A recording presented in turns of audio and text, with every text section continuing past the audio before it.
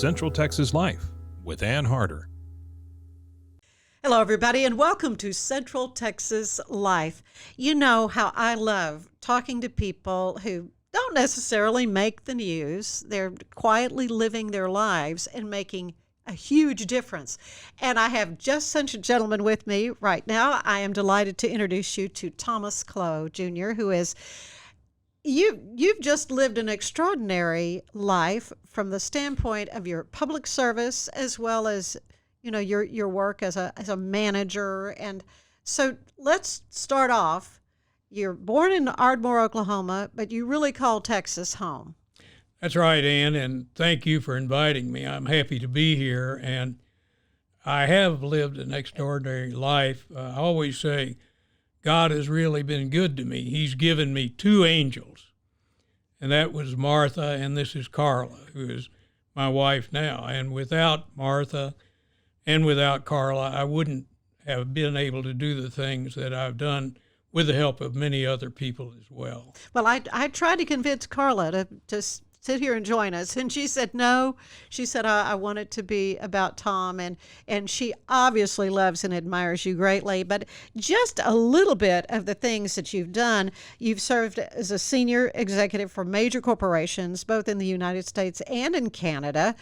But as a public servant, this is what's so wonderful. I mean, you have served on the Texas Department of Public Safety Commission as well as the Texas Lottery Commission. I don't think I've ever talked to anybody who's been that up close and personal with the Texas Lottery Commission. And it was Governor Bush that appointed you? That's right. That's right. And that's an interesting story, how I got started with the Lottery Commission and then went to the DPS. Governor Bush had asked me to do public service, and I was involved in turnarounds for private sector work.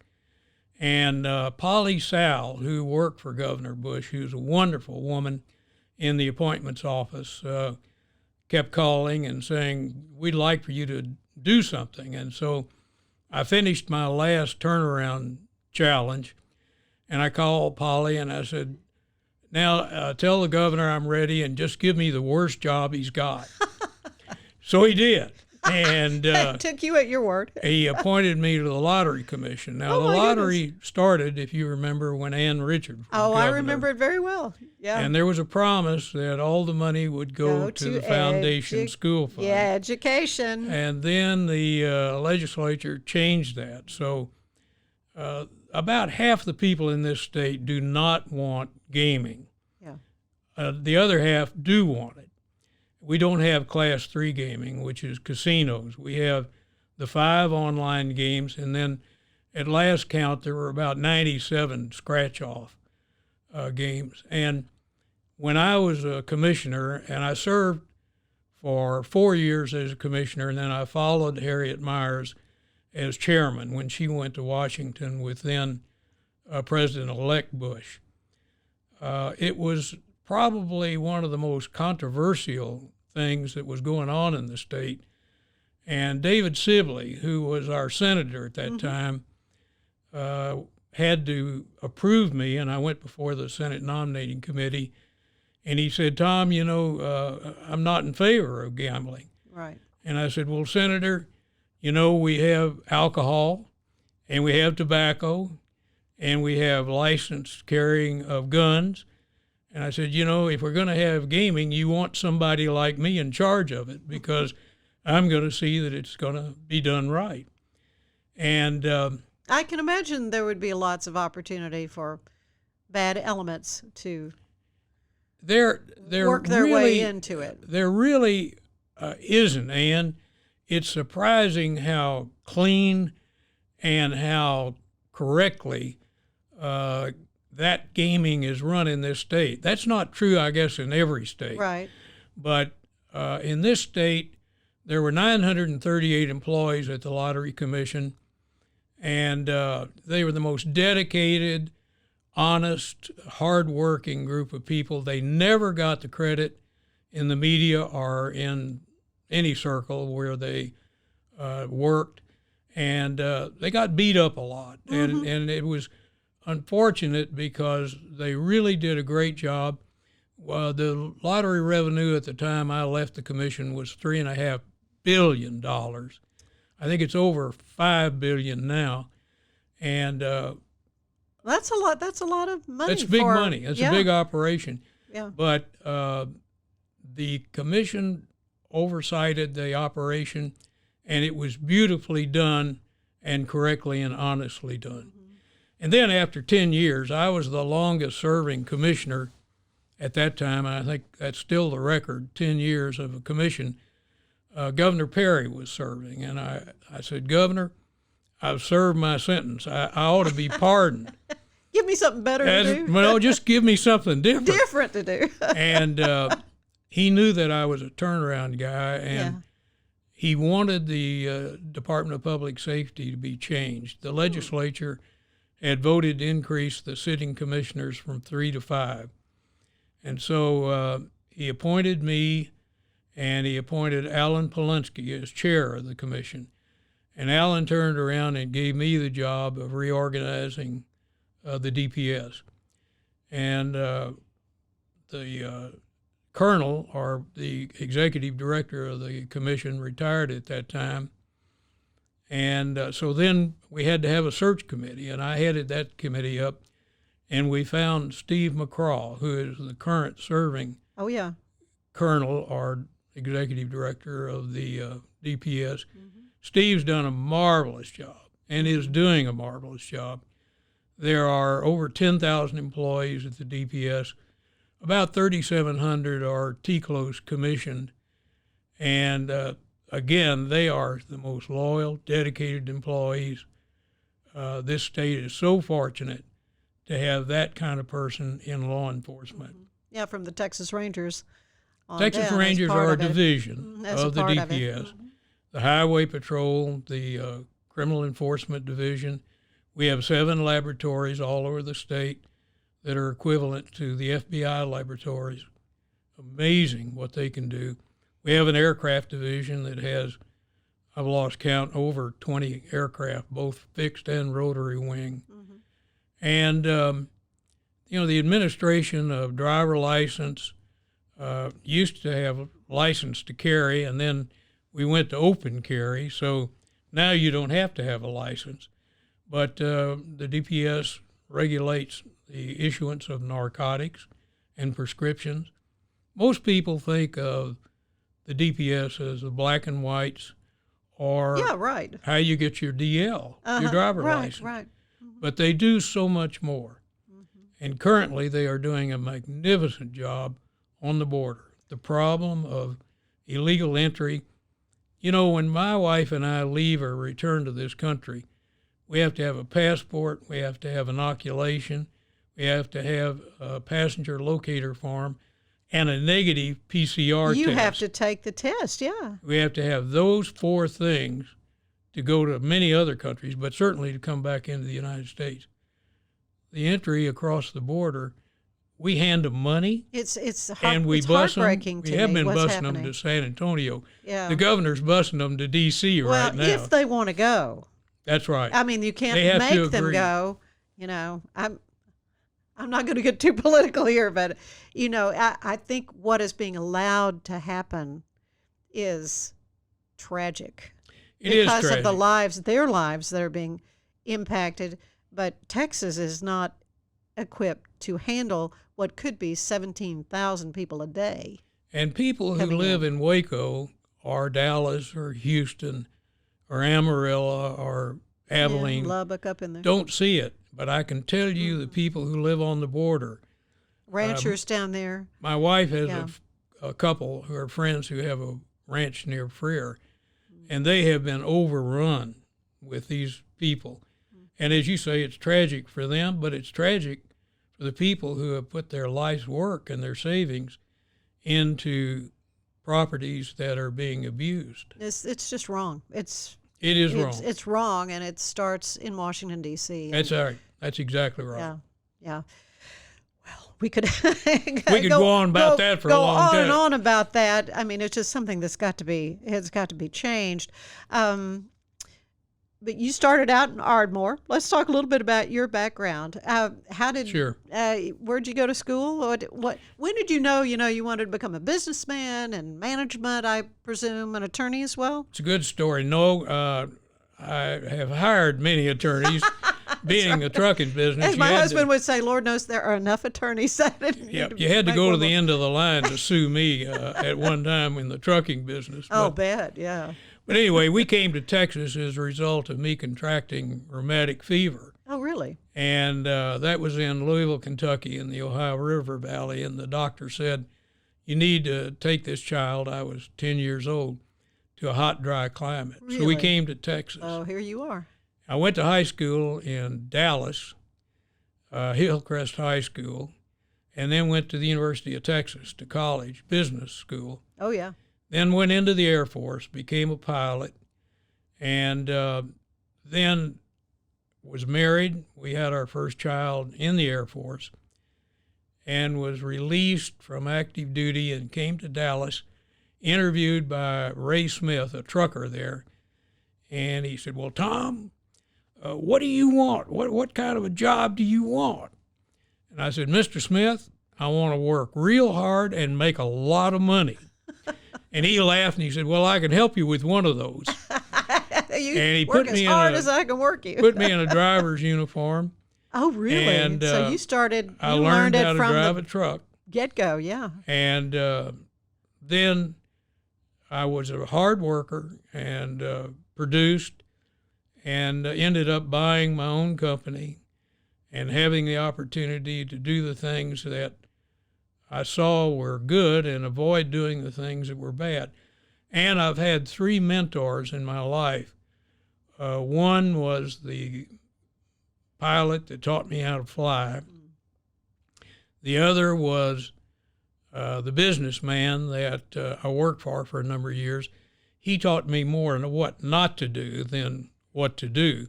And mentors teach you that as well. And then because they've probably made mistakes along the way and learned. Well, and this, to help you this learn. man was making a lot of mistakes, and I was understudying him. So yeah. You learn by watching mistakes and making your own mistakes. Absolutely, no. And then my political mentor was Jim Nugent. Jim was chairman of the Railroad Commission when I went there and became executive director.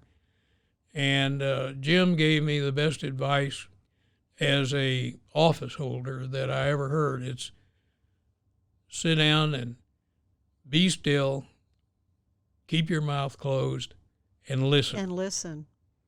And I repeat that to young people constantly. Yeah. Because when you're talking, you can't learn anything.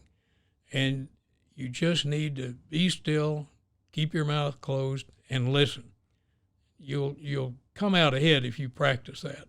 We're not doing that today, but oh no, I am just delighted to hear your stories because you've had such a varied career, not only professionally in the private sector, but also as a public servant. But you never ran for public office, or did you? No, I never wanted to run for office. I always agreed to be appointed. And okay. I talked to a young man. That's got to be a lot easier. It is, and I talked to a young man this morning on my walk. It was a casual conversation, and he said, I was thinking about running for office, but you have to go through that opposition research, and it's so hard on your family and your business. And unfortunately, because of that kind of attack and the media scrutiny, which is never positive, especially if they're conservative. Especially. And yeah, I mean, that's just true. And we want people who are well balanced. I would rather deal with a smart liberal person than a non-smart liberal person. I would rather be across the table from an attorney who is smart than one who isn't smart. It's intelligence that helps you reach compromise and the right decision. And that's what we're lacking so much of this day. That's right. Civility and discourse. Because the society seems so polarized now that and people want to stay in their own little echo chambers and listen to what they believe and so forth, that there's not any of this proper discourse back and forth. So compromise, I mean, I've always learned that politics is the art of compromise. That's right, and we have lost respect for manners and authority. And when you don't respect the person you're negotiating with, and you do it in a mannered or civil way, and you don't respect the authority that that person represents, or in your case, if you represent it, then you just want what you want. And that's, I think, what you're discussing or pointing out. It doesn't lead to a positive conclusion. Mm-hmm. It's really a tough thing. I think our schools have allowed children to go through the grades and not be taught the respect for manners and authority that you and I grew up learning as we went to school. And I'm hopeful that these freedoms to do whatever you want to and dress however you want to and act however you want to will not destroy the culture that has really built this country. Mm-hmm. You know, well, it's under assault. I mean, we see it every day. It is, and it's a hard thing for a person of my age to see and to not be really upset about. I am deeply concerned about it. Well, we are going to take a brief break, but when we come back, we're going to learn more about Tom and his wonderful and varied career as both a public servant as well as quite an innovative businessman as well. Stay with us.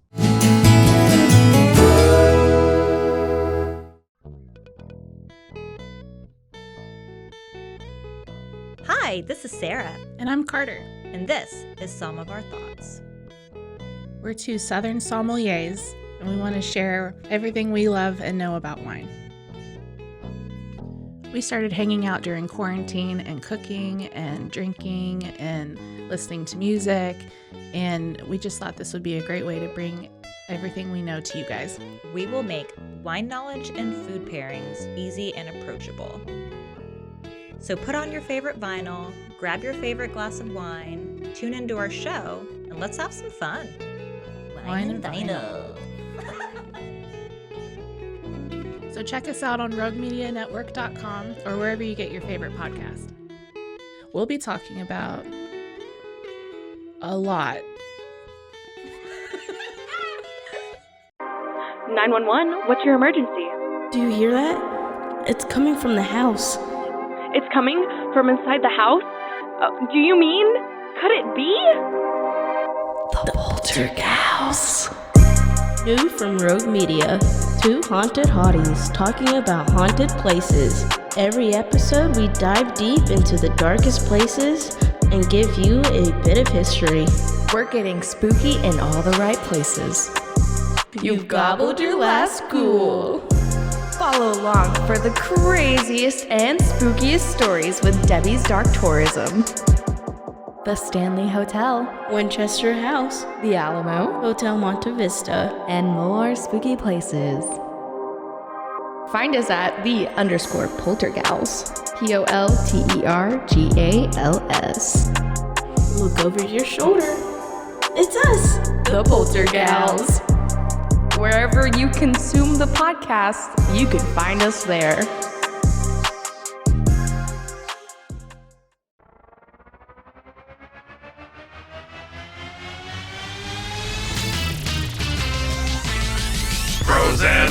Frozen, heroes. Gonna tell you about Frozen, heroes. Gonna tell you about.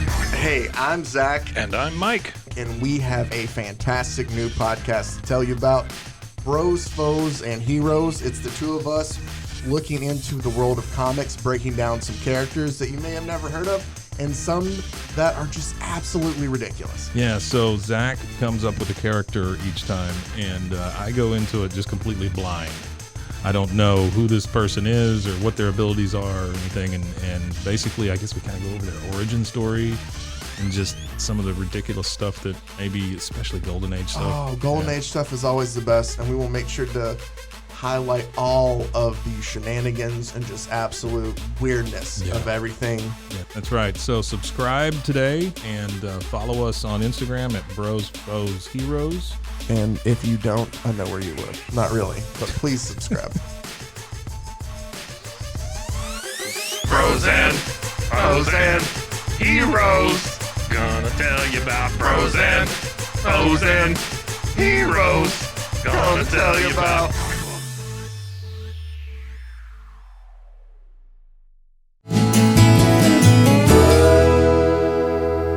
And we're back with Tom Clowe Jr., who is a new friend of mine. I mean, we really had just met. I know your wife, Carla, and she is the one that she said, Ann, you've got to speak to my husband. He has just lived such an interesting life, and you've given back so much of your time and energy to the state of Texas and to very important positions with two important groups, the Department of Public Safety and the Texas Lottery Commission. Now, I have to admit, I have not bought that many lottery tickets.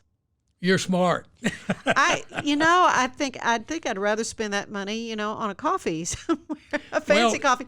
But I know when the jackpot would get big at work, one of my colleagues, we'd all go in together. We'd put some. I mean, we did that, and I guess that's really how I've bought lottery tickets, is in a group, and I never won anything. Well, it's entertainment. But what if? But what if? I mean, that's the whole thing about that's the whole thing about gambling. Somebody does end up winning it. That's right. But, that's right. And the whole thing about lotteries, though, and you read the stories about the people who win and how often it doesn't work out well for them. Well, that's the stories that you read. Yeah. The media wants to tell you about the people who didn't spend their earnings or their winnings wisely. I used to meet all the winners when they were awarded their winnings, and most of that is not a check. We would take pictures of a check, but it goes into a wire transfer account in most cases. There's an educational process that the commission subjects claimants, and that's the term that we use when somebody comes. Because it's not just the big jackpot winner. There are other winners. There are smaller amounts. I'm sure you have a lot of winners. Scratch-offs are millions of dollars. Yeah. And there used to be an annual gathering of winners. I don't think they do that anymore. There used to be a pictorial record of winners. I don't think that's done anymore. But I always thought the smart ones are the ones that keep it real low. And that's for the most part the number of people. Because everybody's going to come out of the woodwork wanting to get a piece of that pie. They're quiet winners in preponderance. But and I'm sure many have been blessed by the money and they've been able to, do I've great met things some people with it. That, saved families. They held up churches that were in trouble. They established funds for people who were indigent, and you never hear about those people, but it is gambling. Yeah, I always worry about, because I'll be in a 7-Eleven or whatever and see the people who are buying lottery, and I think, you don't look like you can afford to do this. And there are many people that would question me about the morality of my serving on the commission. And I would say, look, it's entertainment. It's like buying a ticket and going to a movie or going to another sporting event that you pay money for. And if you approach it that way, it's not a get-rich-quick scheme. It is entertainment. And that's what I told David Sibley, that somebody needs to regulate this event that the state is sponsoring. Yeah. And I think it's been a really difficult thing for those of us who serve, but I think generally it's been well run and it's been a productive thing. It has generated millions and millions of dollars. And of course, you know that all the states around us have Class 3 gaming. That's casinos. Louisiana, I'm totally Arkansas, opposed to that. Oklahoma, New Mexico. Yeah, if And we people have want to do it, Texans that's that- fine, but that- I don't want it in Texas. Yeah, those people that want that get on buses or drive their cars or fly. Yeah, they go up to Oklahoma. Or one of those big casinos. Yeah, of course. No, you're from Oklahoma. The Native I was born in Americans, Oklahoma, but right? I haven't gotten a check for an Indian Nation yet. I'm still looking for my first check. Well, there you go, because it has done a lot, I guess, for the tribes up there. But that's a whole nother political animal. It is, That and whole we have thing. we have 2 Indian nations in Texas Mm-hmm. that have Class 3 gaming, but it's on their reservation. Right, which is where? So where is that? Out in West Texas. Really? Yeah. Okay. Well, And we've had other Indian nations that have claimed autonomy and wanted to have Class 3 gaming. When I left the commission, they had never been authenticated, and so I don't know what the current status is now. yeah. So yeah, that But would the that would Indian have to nations happen. are sovereign. and Oh, exactly. I mean, you drive on, and it's their own That's right. country. That's right. Basically. Which, that's a whole other interesting aspect of Texas history. That's right. With all that. But you did spend a lot of time in the transportation industry. Trucking. And the Railroad Commission. I talk little bit about that whole. I think there's a lot of confusion with people as to what the Railroad Commission does. That's an interesting story. The Railroad Commission was formed in the 19th century, and that's when the railroads were coming in right. to Texas and were creating the ability for people to travel and goods to be transported. And a lot of Central Texas towns are here because of the railroad. That's right. And so when other entities developed and required some governmental regulation, and the oil and gas industry is probably the biggest example, the legislature put it in the Railroad Commission. And then trucking began to be a factor in transportation, and that was put in the Railroad Commission. Surface mining became a big industry in this right. state. Texas is the #1 producer of anthracite in the United States. I think it's 3rd or 4th in coal production. And that went into the Railroad Commission. And then LP gas had to be regulated. That went in the Railroad Commission. And the idea of changing the name of the agency has been addressed a number of times. It's never been approved. The legislature has always wanted to keep the Railroad Commission. We're going to call it this. At one time, the Oil and Gas Division really set the price of crude oil through their allowables. And really, when I was at the commission, OPEC looked to the Railroad Commission for the price per barrel for West Texas Intermediate crude. That's changed, and fracking has changed the oil industry, not only in Texas, but nationwide. But the name has always remained the Railroad Commission. So, do you have a favorite moment that you remember from your career of whatever that you just thought, this is great. This is why I'm here. That's a great question, and the answer is I probably have 24 great moments. I can remember when I asked my late wife to marry me when we had our first child. And our second child, I can remember the first time I soloed an airplane, and then when I crashed in a jet fighter and walked away from it. I can remember when I was first hired in the trucking business and then made a vice president at an early age. I can remember when I bought my first company and when I sold my first company. I can remember when I met Carla and we fell in love and we married, and she brought me these 5 wonderful grandchildren that's great. I now get a second chance to be a grandfather to. And I can remember when I left the Lottery Commission and was allowed to go to the Department of Public Safety. I got my pardon.